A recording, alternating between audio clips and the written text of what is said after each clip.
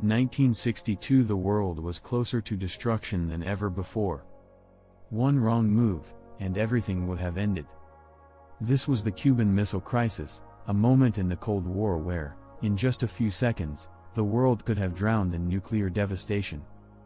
But the Cold War wasn't just that. It was a series of conflicts that split the world into two pieces. But how did it all begin? And when did it end? Let's understand this entire story. After World War II, two superpowers emerged: America, promoting capitalism and democracy, and the Soviet Union, expanding its control under the name of communism. These two nations were willing to go to any lengths to impose their ideologies on the world. And from this ideological conflict emerged the Cold War. The Cold War began with conferences, Yalta and Potsdam, where the Allied powers planned to divide the world once again. But every decision between America and the USSR led to conflict. Germany had to be divided.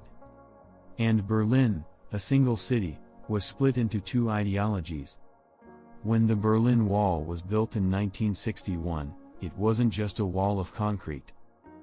It was a line drawn between freedom and oppression. America formed NATO with its allies, while the USSR strengthened its bloc through the Warsaw Pact. These alliances were not just for fighting each other, but to show that if a war happened, it would end everything. During the Cold War, two races stood out the most: the nuclear arms race and the space race. Both superpowers kept expanding their nuclear arsenals, each new bomb more devastating than the last. This competition was just a way to demonstrate power. Then came the space race. When the USSR shocked America by launching Sputnik in 1957. But America responded in 1969, with the Apollo 11 mission. Neil Armstrong's one small step wasn't just on the moon, but also on the pride of the USSR.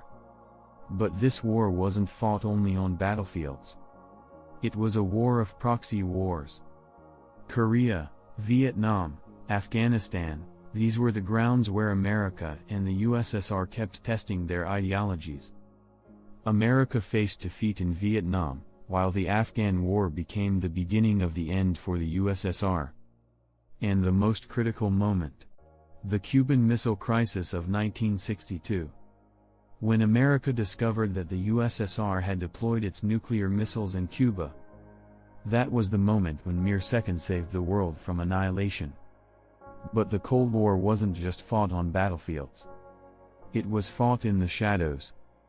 CIA and KGB agents were present everywhere, monitoring the enemy at all times, stealing secrets to enhance their power. This was the world of espionage and propaganda. Through media, movies, and posters, each side demonized the enemy and glorified their own ideas. This was all part of the Cold War's arsenal. But every war has an end. In the 1980s, the Soviet Union began collapsing under its own economic weaknesses. Gorbachev introduced reforms, glasnost and perestroika. But this very decision became the cause of the USSR's downfall. In 1989, the Berlin Wall fell. And in 1991, the USSR took its last breath. The Cold War had ended. But does the clash of ideologies still exist? Nuclear weapons still hold the power to destroy the world in an instant. The question remains: has the Cold War truly ended? Or is it just continuing in a new form?